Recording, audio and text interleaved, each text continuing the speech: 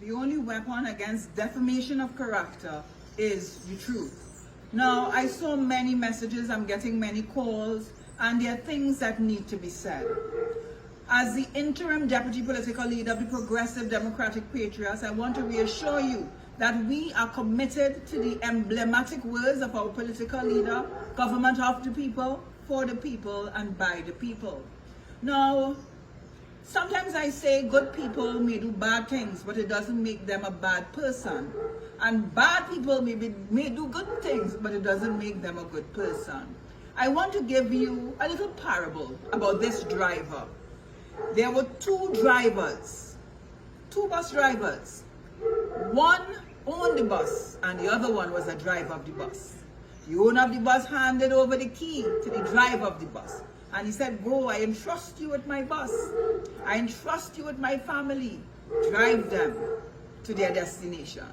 And the owner walked out of that bus with trust and confidence, knowing that the driver has his best interests at heart. The driver bounced down the owner of the bus. And when they asked him, "Why would you do such a thing? And he entrusted you with everything." You know what the bus driver said? He said, "Yes, but I do not own the bus. I wanted ownership of that bus." I would ask this question: why was it done? Because it seemed to me like your behavior was premeditated and malicious. Like you look for an opportunity to thwart the reputation and integrity of your political leader. Because nothing makes sense. Even if we sit and we listen again, listen objectively and take a bird's eye view.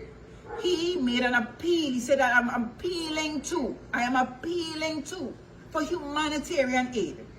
Why in that same address that you are addressing a situation, why would you use words that is derogatory in nature? Why would you say you want to put his position in review and so much so that you can make it redundant? Why would you say such things? That is gross misconduct and gross disrespect on your part. But we all fall short. No one is perfect. We understand that. But you must recognize quickly and make a public apology for your actions against your political leader. Because in the same vein, my brother Fali, in the same vein, there were many allegations that I was privy to that was made against you. Allegation of bribe and corruption, that you are favoring Trinidadian business contractors and giving them contract because they are giving you millions of dollars in return. Those were allegations that was brought forward to us about you. But what did our political leader do? Did he put you before the boss? Did he say that he wants to review and do an investigation? No, he quickly refuted those claims. There were many other allegations that you are working with the enemy. You are working with another political organization to bring down the PDP. What did he do? Again, he refuted those claims. There were claims and allegations again continuously being made against you that you are going for the position of political leader of the PDP and you weren't happy with the hand that gave you the crown. Why would you want to cut off that hand that gave you that crown? Why would you want to do that? Why?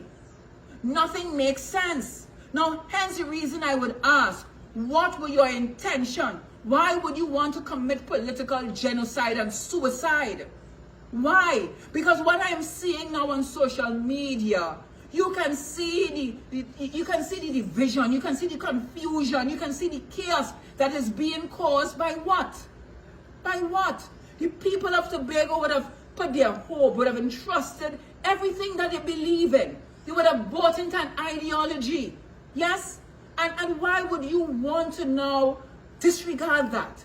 Why would you want to give it up or throw it away? For what? For an illusion of power? For senseless ambitions? Who can love the PDP more than the father of the political organization? On the eve of a pending local government election in Trinidad and Tobago, would the political leader of the party want to destroy the very thing that he built? No. Who right now would be feeling the most strong? I mean, a man is strong, yes, but we still have a human heart and attachment. This is an act of betrayal. It seemed like that. This was a man by himself with a vision for a better Tobago that walked under a street night with a bullhorn by himself. Even sometimes people thinking that this is a madman. But he held on to a dream until other people bought into it and began to see that dream. And you were one of those persons. Would he try to single-handedly destroy what he built? I was privy to it in the latter half.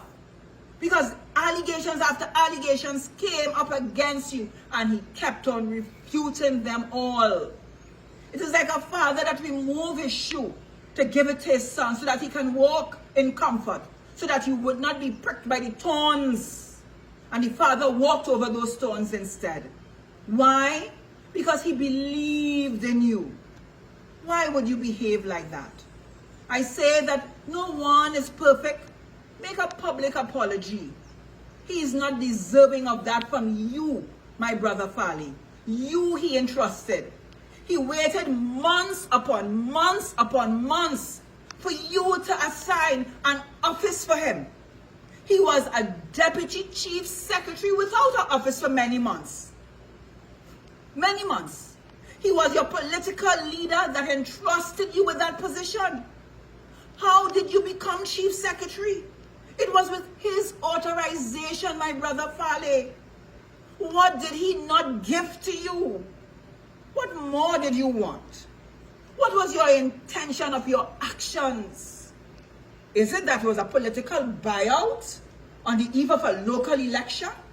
That everything that we are trying to build in Trinidad, you are trying to destroy by your own selfish ambitions? I don't want to judge you, because a judge is a sinner. I will give you the benefit of the doubt, and I will continue to call you a brother and just say that you have lost your way. You had a bad day and you acted without thinking, senselessly. And for that, if that is the case, I forgive you.